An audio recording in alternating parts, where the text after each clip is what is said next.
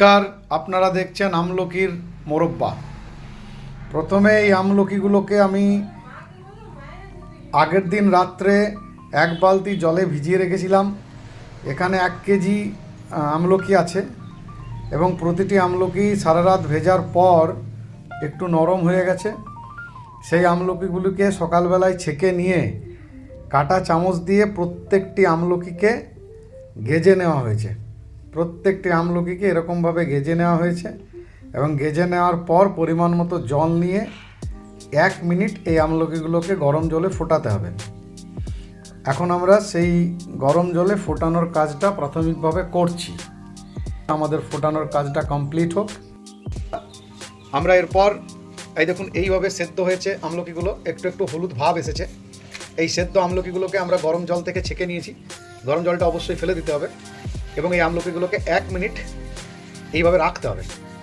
এইভাবে রাখার পর এই আমলকিগুলোকে পরবর্তী পর্যায়ে আমাদেরকে চিনির রস বানিয়ে সেই রসের মধ্যে এই আমলকিগুলোকে 20 মিনিট ফোটাতে হবে।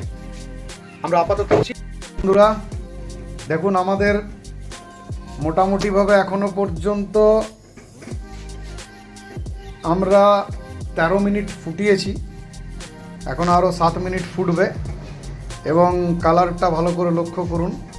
মোরব্বার কালারটা ঠিক আমলকির কালারটা একটু একটু রক্তাভ হচ্ছে, একটু একটু লাল লাল ভাব আসছে।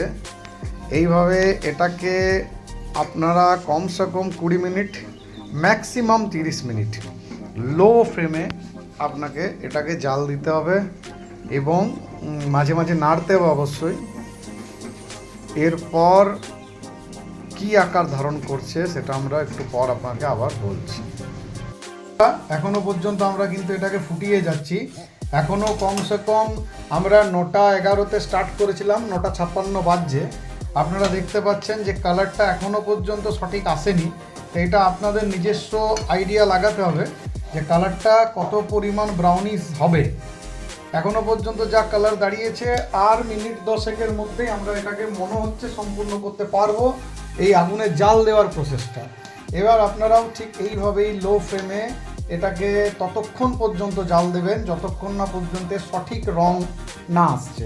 এবারে এই যে দেখছেন আপনারা, এই যে দেখছেন এর যে আকৃতিটা নিয়েছে, আকারটা নিয়েছে, এই আকারটা সম্পূর্ণভাবে যতক্ষণ না হবে ততক্ষণ মোরব্বাটা কিন্তু সঠিক খেতে স্বাদ লাগবে না।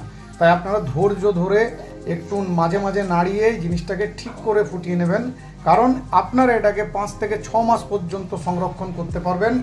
এবং আপনারা জানেন যে আমলকি হচ্ছে আমাদের শরীরের জন্য একটা বিশেষই ফল এবং এটাকে যদি আমরা নিয়মিত সেবন করতে পারি তাহলে আমাদের ভিটামিন সি এবং অনেক কিছুই আমাদের শরীরকে উপকারে দেবে। তাই একটু ধৈর্য সহকারে এটাকে ঠিক মতো জাল দিয়ে নেবেন।